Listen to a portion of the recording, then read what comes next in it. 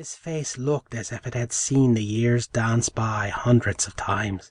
He was strong and powerfully built. His eyes gleamed and flickered, utterly mad. How had he gained my name? He held me like a hawk held a rabbit. My heart sought to burst from my chest. My fingers grasped at the ground again, seeking my bow, though I didn't know if I could lay him low, even if it did come to my hand. Danger be damned! I would not lay here, helpless and afraid. We won't be having none of that. His boot found my hand, and I gasped. He didn't crush or grind, but held firm. Almost instinctively, I began to gather glamour about myself. It was all I had that might hold his strength at bay. It was the glory of autumn, changing leaves, frost on pumpkins, apples ripe in an orange afternoon, the full moon on a chill night, and the distant howling of wolves. They all answered me. I felt his grip on my name shudder the smallest bit. For the briefest of moments, my breath came with September frost. He grinned, gritting his teeth. Not just now, O Herald. He winked. The setting sun still shines. Summer hangs on yet. I tried pulling away, but he stepped from my hand to my naked chest, a leather boot against my fair skin. You got stones, Tommy, that's for sure. I was like you once, young, pulling on my traces. He grinned at me. Care to hear about it? No one could tell like the old man. A story from him could be the end of me. His words could unravel the world. I shook my head, weak as a puppy. No. My voice was a rasping whisper. He laughed. I'll wager not. Still, looks like I'm the one who's dealing. I reckon you'll have my story, whether you want it or not.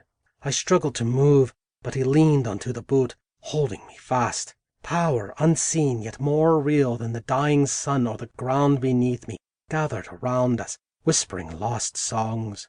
When he began, his voice edged with night. The power in his words beat against me, merciless and sharp.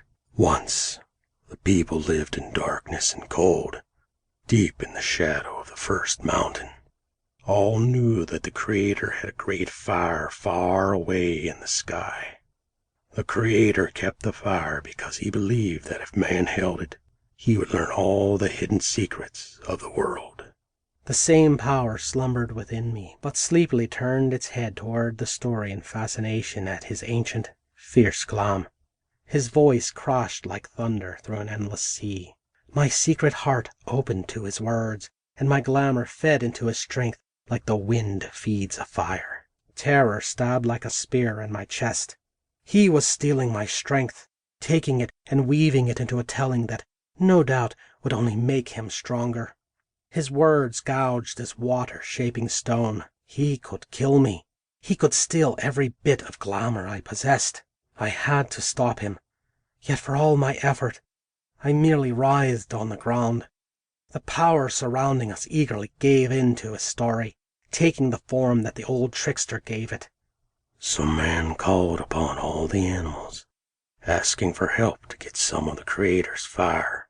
Deer said he could grasp heaven's flame, as he was swift. He ran as fast as he could, yet never got to the sky. He winked at me. Blue Jay said he could fly and pull down wisps of the sun. However, when it blackened an edge of his beautiful plumage, he turned back. His words shifted like shadows in the mist, more than a mere tale of his strength. After gaining the power of his thousand tellings, this story was palpable. It had been told until it was true. They told it around a fire. They told it in winter. They told it in the silence of night. Yet even as I watched him shape the world, I could do nothing. Finally, I went to the people. I knew I could trick my way into the heavens to steal a piece of the sun. He grinned fiercely.